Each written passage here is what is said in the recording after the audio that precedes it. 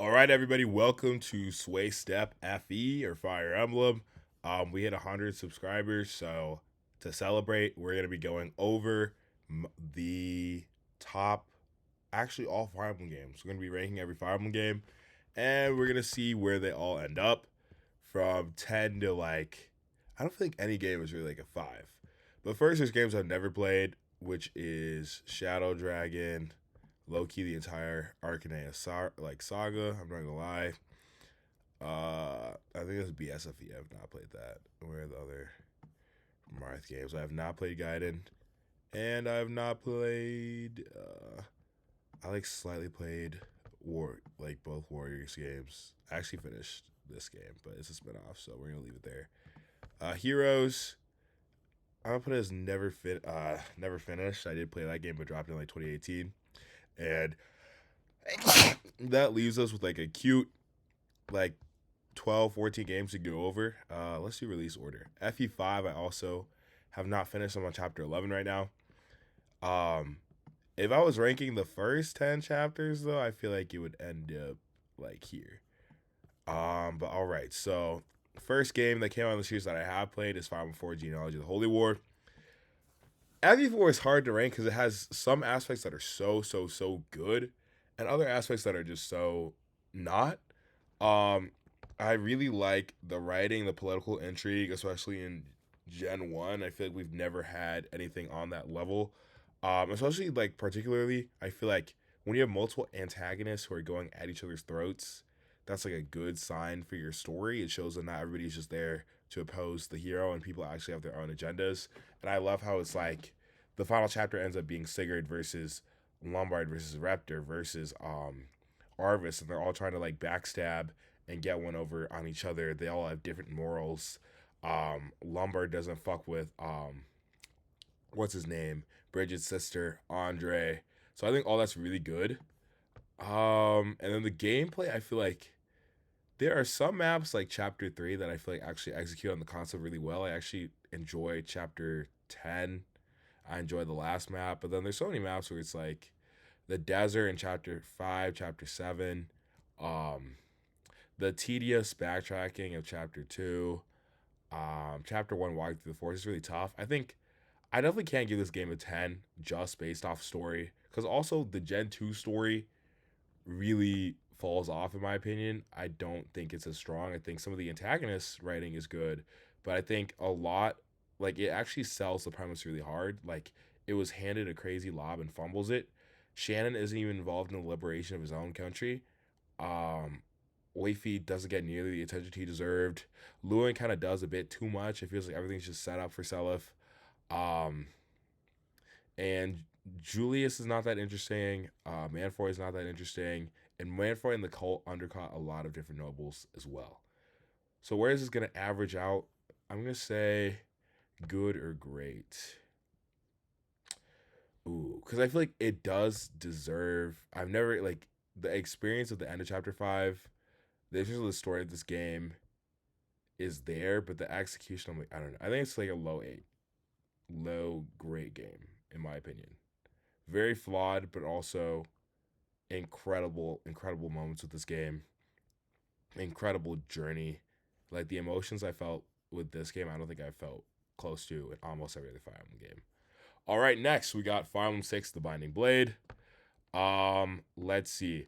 Binding Blade, good things about Binding Blade. I feel like it has a much better level curve and enemy scaling and stats compared to FE7 and FE8 for sure. I really it's kind of really just a giant gotcha game going all the way around.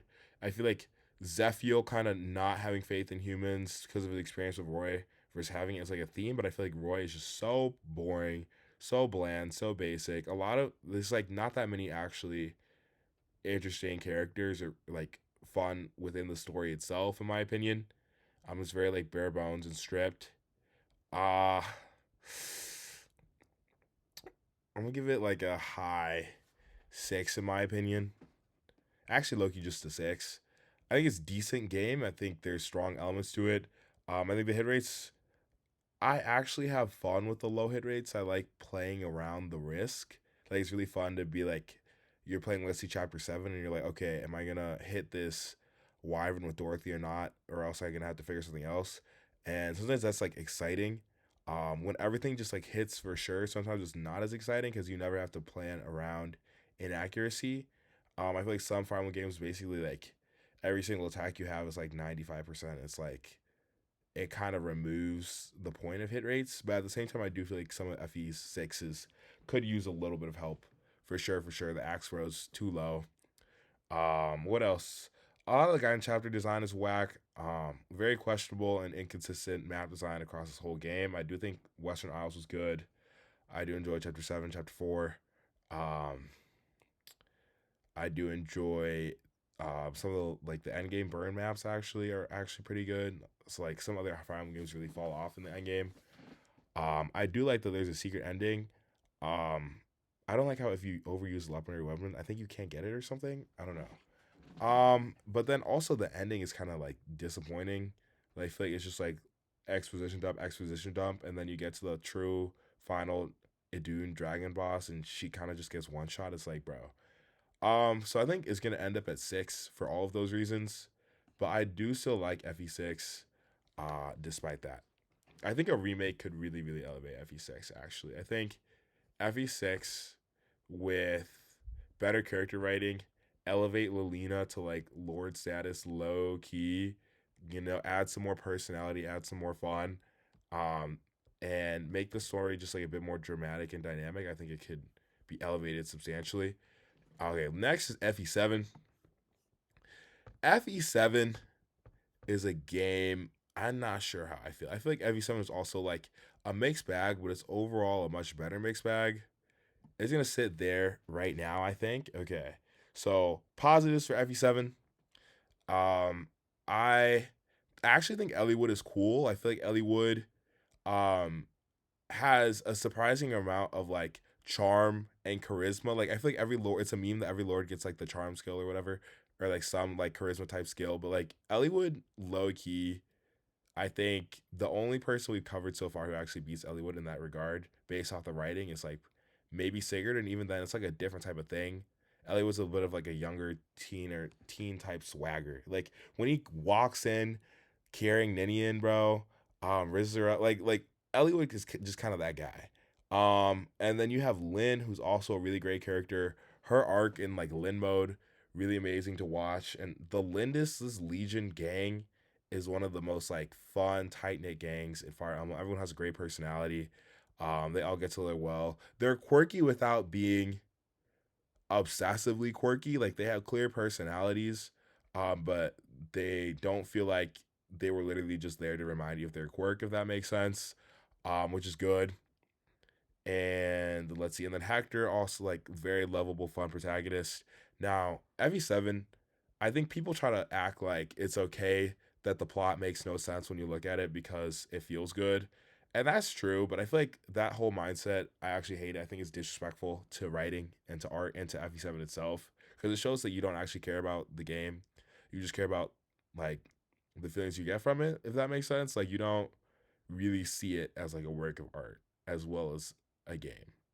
Um, so I feel like there is a lot of issues with that, and also like people think just because they didn't pay attention to the blatant plot holes throughout the whole game that it didn't affect their experience, but it's like yes, it did, because you would have noticed if everything was actually tight and well written, because it would have been much better. Like this game could have been one of the best stories in all Fire Emblem if it actually made sense.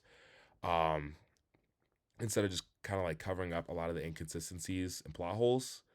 Like and it's like massive things like Nurgle's motivation, like relationship to Ninian, like the whole like Black Fang, like it's like really big issues actually in this game.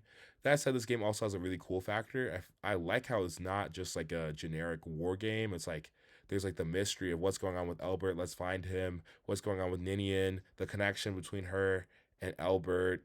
You're sort of fighting a shadowy organization, and you sometimes get involved in fighting countries, but not always. Like that's not your typical Fire Emblem, premise. And I think the game really, really benefited from diverging from that. I think also the as a prequel to FE6 though, it's definitely a mixed bag for sure. That being said, on a gameplay level, FE7 definitely has some maps that I like, but I feel like I hate how enemies stay so slow and so unpromoted for so long. Like it really hurts the RPG element of the game when I feel like I'm and the strategy element too, and I feel like I'm just like popping Hector somewhere and watching him throw a hand axe 100 times and just destroy everything without having to think. Um so it's really hard for me to go higher, but I still think the core gameplay with Fire Emblem was fun enough where I can give it that 7. I think you can kind of challenge yourself to go faster if you are, a more advanced player, which is good. So I feel like I'm sitting pretty at that 7. Let's see. Yeah, FE7 getting a 7. I think that's right. Okay. Now we'll go into FE8. Now, FE8 is actually the last Fire Emblem game that I completed. I did a hard mode Iron Man. And that was like also my first time playing through Ephraim's route. So now I've completed Ephraim and Erica's route. Um, this might be a hot take because there's some people who think FE8 is one of the best games in the series. I don't really get it. I think FE8 is like I like it, but I feel like it's really mid. I think FE8 like fails some of the core elements of like a Fire Emblem SRPG to me. I think the campaign, first of all, is just too short. Like it feels like it ends before it really should. Like you're just getting into drive. You just promoted Ephraim and Erica at the end of chapter what 16, 17, I think.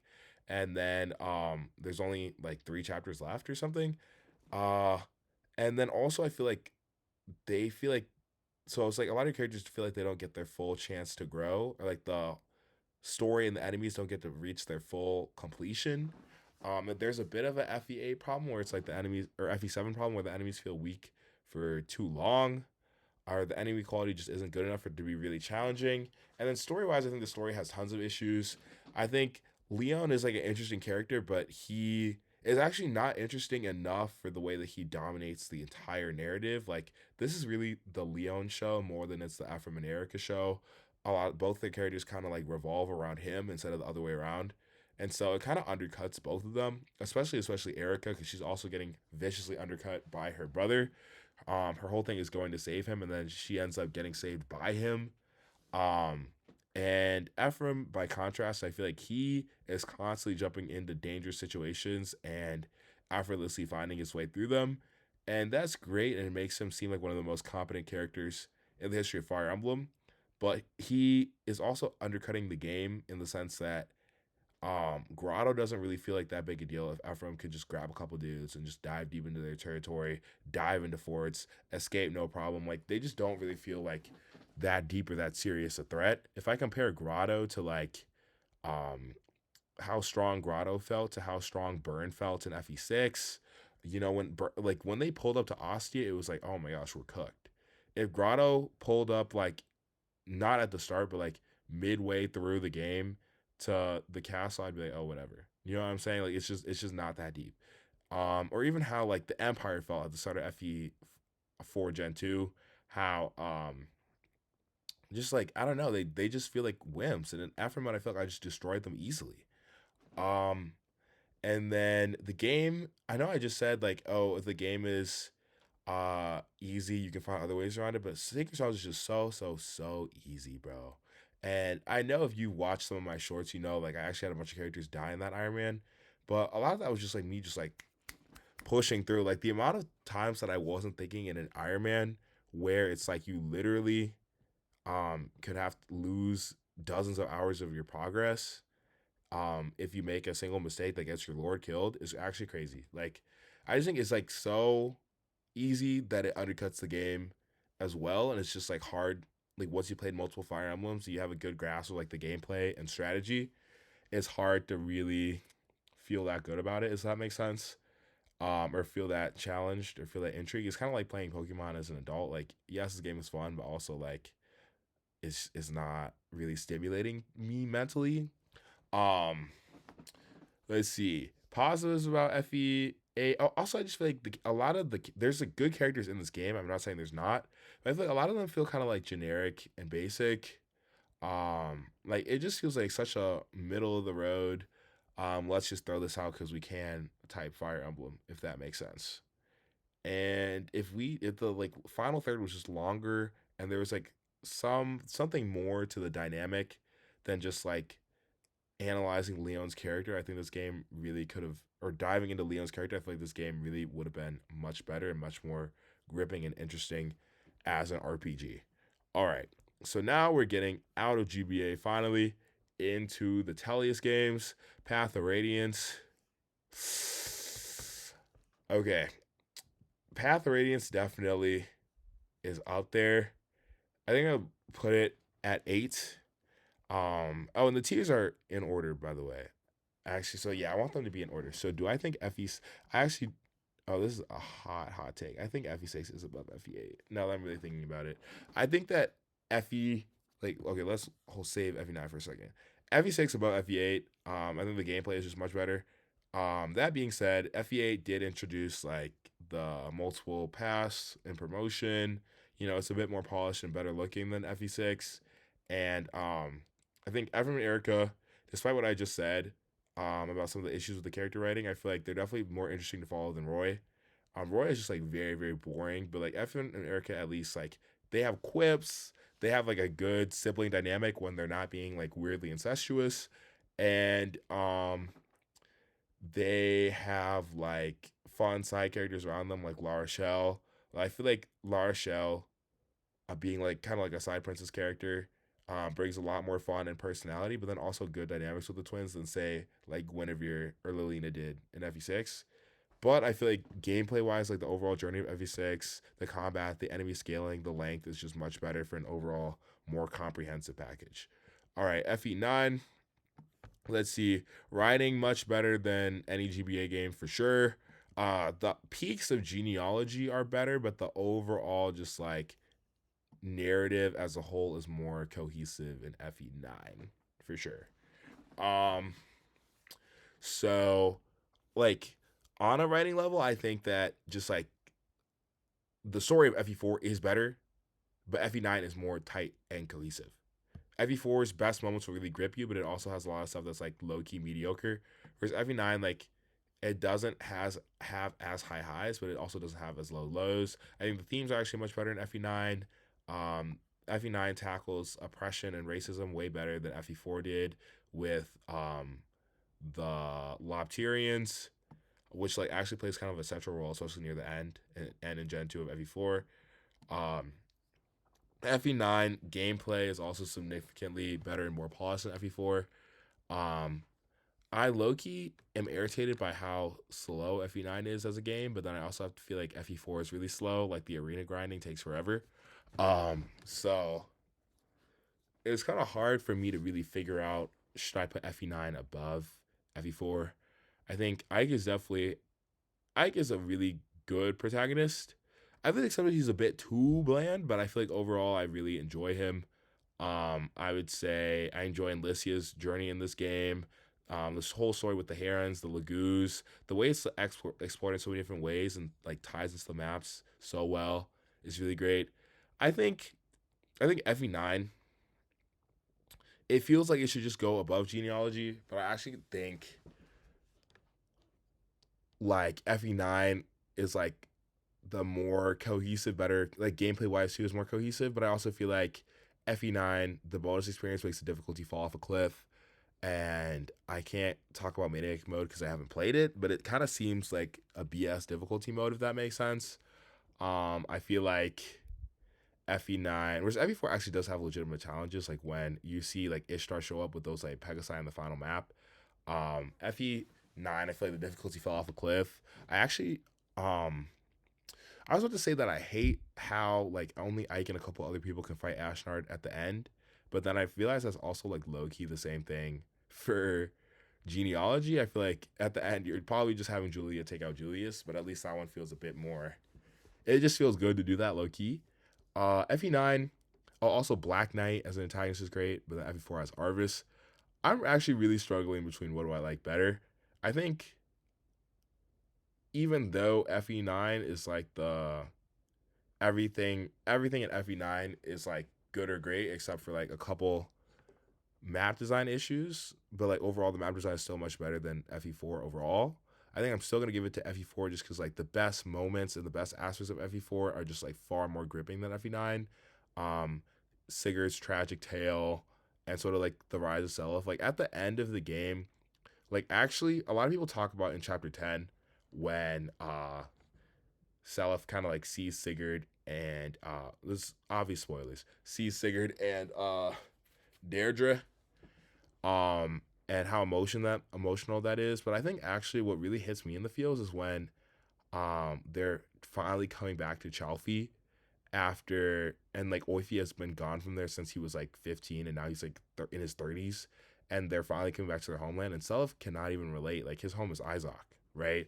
But the emotions that I felt just like hearing Oifi reminisce and talk about like Alec and Noish and Ethlin and Sigurd and all of like his people who brought him in from nothing, like that was so deep and emotional. Like I actually empathize so hard with them, and I think a lot of Fire Emblem games, FE4 and FE9 are both games where it's like you end up leaving your home and you can't return for like the longest time. And you end up in like a circular journey across the continent. But returning to Chalfie versus returning to Crimea like is night and day difference. Like the return to Chalfie felt so amazing. The people missing Sigurd and seeing Seliph as his incarnation, even though they've never like Seliph was not like has never touched that place once. It's like the feelings can't be described. I think just because of that, I'm gonna put FE4 over FE9. Hot take perhaps, but it is what it is. All right, Radiant Dawn. Okay, I feel like people putting Radiant Dawn over Path of Radiance is actually crazy to me. I think there's some things that got improved from FE9 to FE10. Um, but like obviously the graphics look better, it's faster. The hard mode removing enemy ranges, like this is a nitpick, but it really pisses me off. Which is really stupid. Like it actually actively hurts. Like it really hurts the gameplay because it's like having to constantly count when there's like a million enemies on the screen, the enemy ranges, or else you die and like lose 30 minutes of time you spent is like low key crazy. And then I also feel like I don't know if I mentioned earlier how I feel like a lot of FE9 late game maps are kind of just like big empty field. Like I don't actually think they're that interesting. FE10, I feel like there's a lot of like I feel like part four. I don't really like part four at all. It's just like a massive route maps where I just like throw out like Har, Jill, Ike, Titania, like just like heavy hitters and just like watch them go burn and destroy everything. I think the tower is like a bit better, so like part four endgame, I guess. Like yeah, I think the boss fight at the end where you have to like beat through the spirits or whatever, I think that's good. But like the part four where it's like your armies are split up before the tower, like I think is like actually garbage. Um, Part two, I like Alencia's Gambit. I like as a map. It's annoying how you can actually just like plop someone down and like on the seize point or defense point, and you don't actually have to do anything. Like, I think it's not perfect, but I think it's good overall. But some of the gimmicky maps in between, I'm kind of about. Radiant Dawn map design is kind of all over the place for me. Um, I do like the like the concept of like multiple different armies fighting each other. Um, should be cool, but I feel like in practice it's not. Like they really messed up like the army to army scaling. Like I feel like the Dawn Brigade just promotes, it's like just promoting at the end of part one, but then you get like the Grail Mercenaries at the start of part three, and they're already like level 10, around level 10, level 9 promoted, and you haven't seen the Dawn Brigade at all in part two. So you're just like, and they only have like a couple of maps in part three, so it's like they can just never be on par with the Grail Mercenaries. Um, and they're just never as fun to use, and they get no characterization because this game doesn't have supports, so like it just like screws over so many of the new characters, which is sad because it's really hard to get attached to them compared to like the old characters that had an amazing game. I also feel like the story is just much worse. The Blood Pact is bullshit. um I feel like FE9's story was actually made slightly worse by things being unfinished for Radiant Dawn, only for Radiant Dawn to like not really tie everything together neatly. I think Mikaya's whole journey got sidetracked. I feel like the main character of this whole game should actually be Sanaki. I feel like a lot of the things that are happening in this game are really, really things that are relevant specifically to her, more so than any Ike or Alencia, really. Yeah, I just think this the way that they actually executed and structured that whole thing did not actually work, and I feel like people are just caught up in like the wow, like the scale is so big and not like the actual writing for a lot of people, if that makes sense. Now, so that's why it's going not ending up in that great category with Path of Radiance and is instead ending up in good. Now, do I think FE10 is better than FE7? That's such a hard question. I just feel like it's kind of really subjective because I feel like their strengths and weaknesses are so different. I like the protagonist writing better in FE7, even though it's also flawed. Just because like I feel like I like Lynn Elliowood and Hector's characters. Whereas in this game, I feel like Micaiah, I'm kind of iffy with her. I feel like she just gets so hijacked that it's hard to even really talk about her because like a lot of her decisions aren't even her decisions, um, because of the blood pact, and then her body getting taken over. So it's like I'm like to be honest, like people debate about her. I don't even know how to feel about Micaiah. Um, and then Ike, I feel like is kind of just fighting for the sake of fighting. Like he's a mercenary, so that's kind of his job, but he doesn't feel as like closely attached, if that makes sense. So, um, like I feel like it's not really the things that are specifically about Ike are kind of like the Black Knight fight, and that's kind of it. Like at the end, when Ike gives some speech after beating Ashera, the speech kind of feels really disconnected and awkward because it's just kind of like I feel like Ike was kind of just like the guy who was there to land the blow, low key. It was very different from his speech and like right before the final confrontation in FE9, for example, which felt like a culmination for his character. So that said, I think I'm actually gonna keep rating on underneath FE7, but above, definitely still in this tier above FE6 and FE8 for sure. All right, let's see. Oh, I did not play this game either. All right, so now we're in what I'm calling the modern Emblem era, like the modern Fire Emblem era. Although I feel like the 3DS games, once Fortune's Wheeze comes out next year, I don't know if I can still consider them modern Fire Emblem. I think they're just gonna be 3DS era Fire Emblem because I don't know, this game came out in like 2013. That's like gonna be 13 years ago. That's crazy. But anyways, Awakening. Oh, Awakening. Yes. Okay. I'm gonna put Awakening. Definitely not great.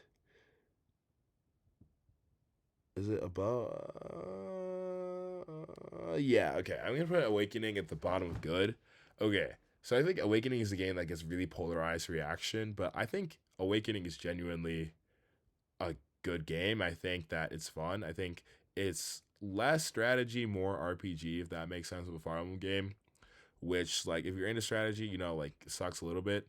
I think, on the positive, I think the whole like Lucina coming back in time to fight Grima, like the core base concept of Awakening is actually really great and very compelling. The way it did Child Eunice is like really interesting and cool. Um, the art of this game was great. Like these are some of the best cutscenes. I think Awakening still has the best cutscenes in all of Fire Emblem, in my opinion, quite easily. For some reasons, Echoes and Three Houses are just so choppy, and Engage is just so like too anime. But like, or not too anime, but it's too flowy. I can't describe it. Maybe it's just like the ugly art style and lack of emotional investment. But anyways, Awakening, I feel like also the beginning of Awakening, like the writing is very charming actually. Like it's kind of like Echoes where it's like the characters are very endearing. They all have personality. Um, they feel fun to be around and use. Now I will say though, I feel like there's something shallow about the shepherds. Like the more I think about it, like each farm has like its own group of like team beginner starter team, right? Um, FE6 it was kind of just like people who work there, low key people who work for let's see, what is it, Foray? Yeah, which is another reason why FE6 is where it is. FE4, um, it's kind of not, there's like a starter, and there's technically the starter four of like Alec, Noish, and Sigurd, and they have like a fun little dynamic of like beating Arden, and then um I think the starter group low key is also like Sigurd has relationships with like Eldigan and Quan, and then he has relationships with Athlin, his sister too, who comes in, as well as with Azel and Lex too. They have a bit of a rivalry. Um, let's see. FE7 has Lindis's Legion, already talked about them. FE9 is the Grail Mercenaries. FE10 is the Dawn Brigade and the Grail Mercenaries later on. And the Knights of Crimea. Let's see. And then FE8 is kind of like, I guess Erica has, um, let's see, Seth, and then Ephraim has his boys.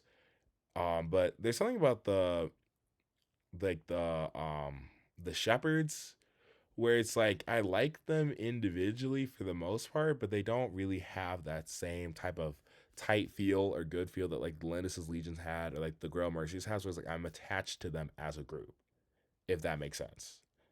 Um, then also I feel like the big issue, because Awakening is like this like one of the games I played most recently as well. I think I actually played it after the Sacred Stones one. Now I think about it, I did like a draft Iron Man.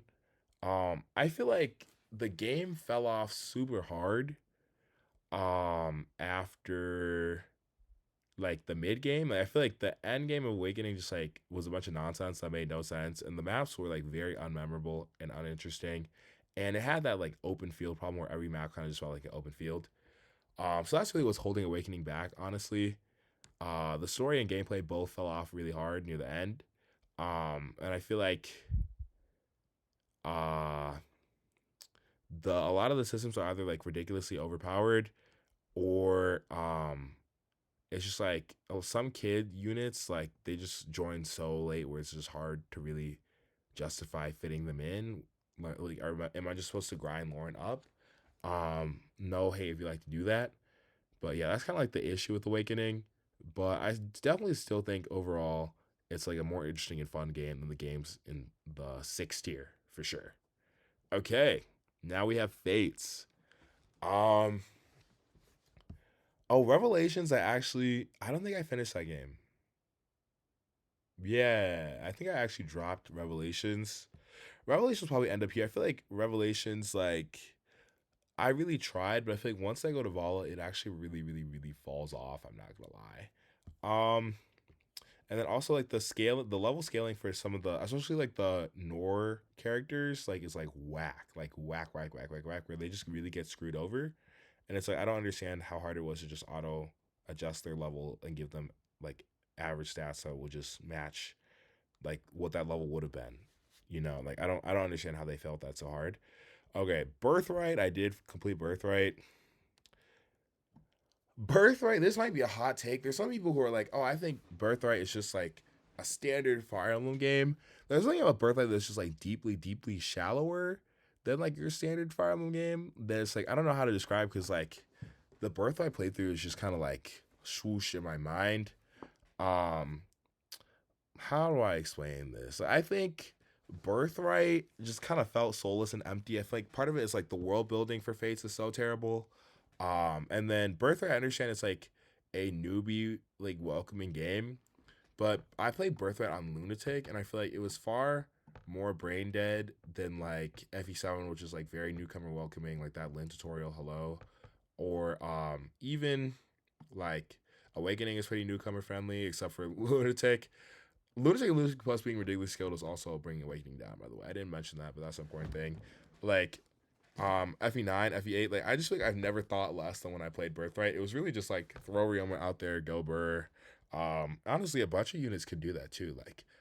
Like any half decent unit in Birthright is just like destroying half the map. You just need like decent, not even great, but decent survivability and decent offense, and basically everybody can double, and then you're just destroying hordes of enemies without ever thinking. Like literally, you can just like one shot Garen or like one round Garen so easily with just like a train core, and it's actually insane. Um, but it's like if you're doing that and you have Phoenix mode, did you really have to make it that mind-numbingly easy? Hello?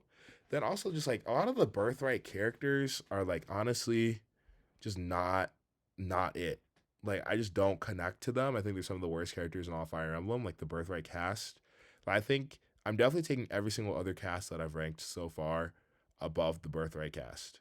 Easily. Like even Binding Blade cast, I'm taking over Birthright cast. Like even the siblings, I just feel like don't, besides Ryoma and I guess Takumi, don't bring that much to the table.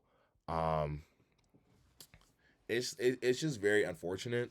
Although I will say the Japan setting is really really cool.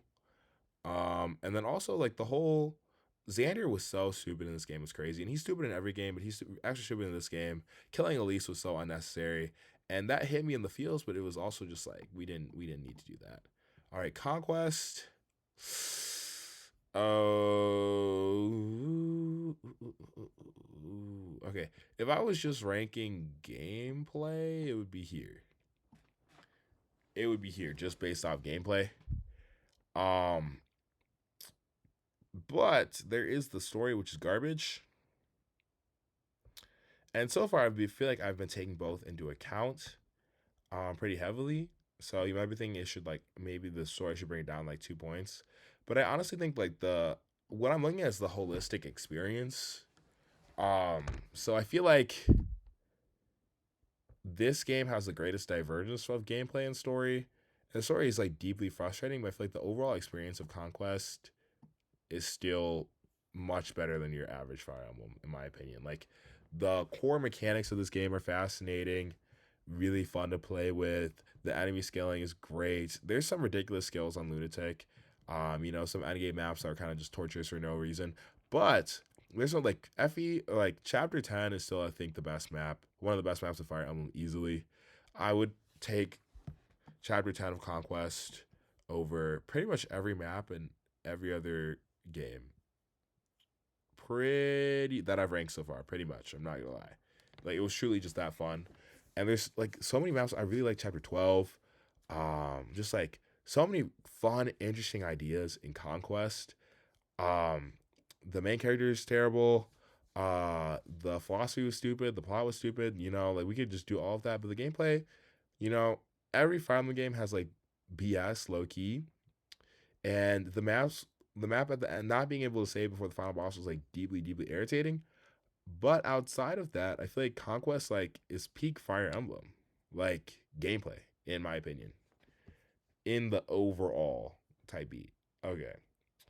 So that's why I was gonna put it there, and I'm gonna. Oh, but maybe do I put it above or below Path of Radiance? I think the gameplay. I think the gameplay gap, but like, I think the gameplay really is just that good to put it above Path of Radiance. I know it's a crazy take, but it's like the overall experience. Oh, this is tough. Um, yeah, I might leave it here, even though part of me wants to put it here. It might be there. All right, next is Echoes. Echoes, finally, we have full voice acting. It makes a difference. Echoes is the best voice acted game in Fire Emblem, best presented game in Fire Emblem, even though, obviously 3DS graphics are not that great. Um, Now the actual gameplay, those '90s maps, like you can tell they're from the '90s. There is like you can have fun with this game, but I also feel like this game is one of like the least replayable games in the entire franchise. Um, and I do like some of the supports. I do like there's a lot of like just nifty things they added. The combat arts, the sort of like end of battle quotes where people react to each other's death, the sort of what ifs like series. Like I feel like they did a bunch of the, like extra scenes just in case this character died or that character died or you accidentally killed this character or you didn't save Matilda or whatever that are all like really good and really interesting. And I think that elevates that game definitely above the games in 5 and 6 here. Um, do I think it's better than Awakening? Overall, as an experience, yes. Do I think it's better than Radiant Dawn as an experience overall? Like, I just think the presentation is so good. Again, bad maps, but good presentation. I think, yeah, actually. Oh, so am I putting it in my top 5 right now? I don't know. I have such mixed feelings. 'Cause I also feel like the writing definitely has issues. Like, I feel like if you're a female, like you can't go 10 seconds in this game without being damseled. Like it's kind of repetitive in that sense. But I do feel like I really enjoyed making my way up the continent on both sides. So the dynamic between Alm and Celica. Um, let's see. There's a lot of good and fun in this game. I think it's like a genuinely fun game. I think it's gonna stay there. Um, yeah, I feel like that feels good. Okay, now we get to three houses, but first before the Switch era, we're gonna have a quick intermission with Fire Emblem Tokyo Mirage Sessions. Let's see. Now you might be saying this isn't a mainline game, but it's on this list and I did play it, so we'll just talk about it.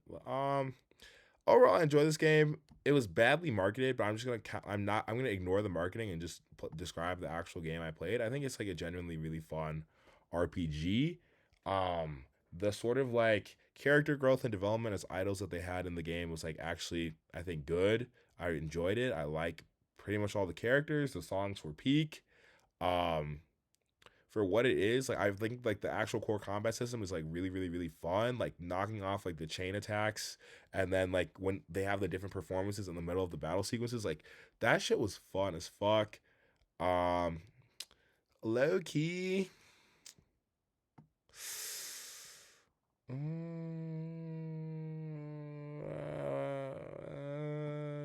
Let's. I'm gonna leave it here. But I think this is a good game. Or should it go here?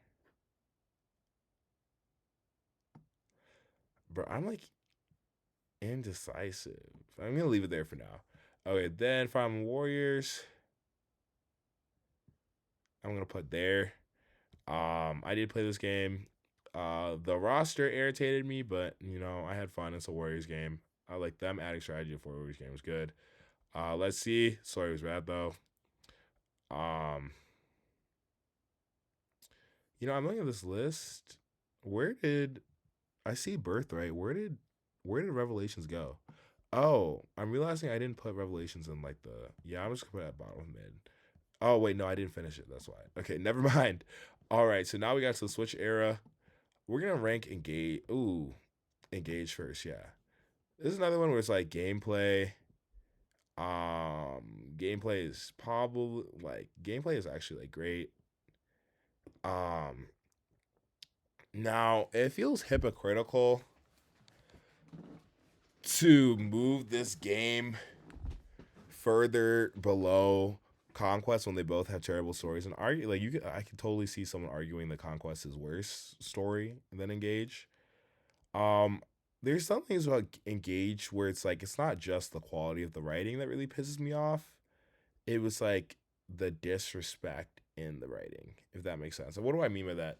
Like the way that so many emblems poorly represent their actual characters and the game kind of like has the emblems overshadow the characters. Like I just feel like it's kind of like this is not my Ike. This is not my Micaiah. This is not my like this is not my Celica. This is not like a lot of character. This is not my Leaf. This is not my Sigurd.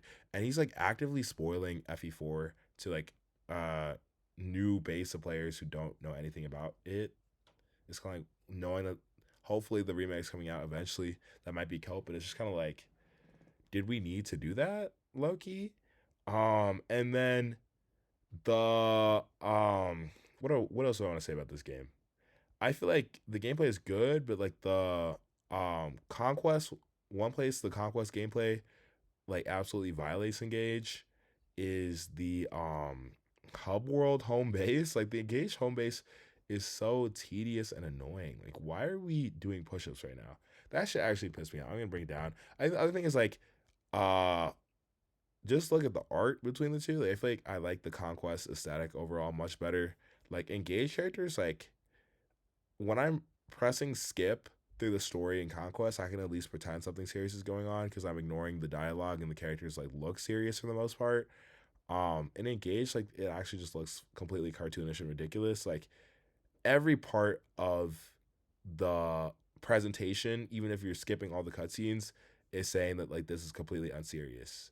Versus like in Conquest, at least if I like skip through the cutscenes, the actual gameplay like feels serious. You know what I'm saying? And I also will say like in terms of world building too, is the Fates world well built?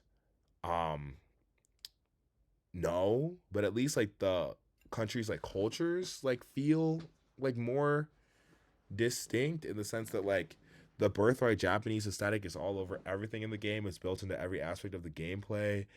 You feel it in like the classes, the weapons have different names. Classes are like country locked. Like it's really built in versus like in Engage, like it's kind of like okay, the royals from um what's the evil country in Engage?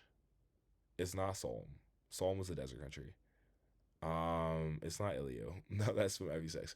Okay, I look. No, Alusia. Alusia. Yeah, the Alusia, like they generally wear dark clothes, but it's kind of like there's not really much to it. When I first saw the royals from Solm, I thought it was gonna be a dark skinned country because they were like in the desert, so they had darker skin to protect from the melanin. But then that was just the lords. I feel like they kind of had a like not too many dark folk around here type energy when they were designing that element.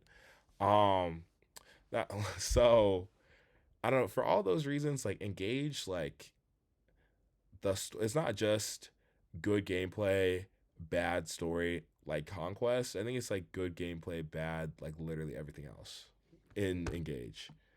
And it's like it became deeply frustrating to me. I'm not gonna lie.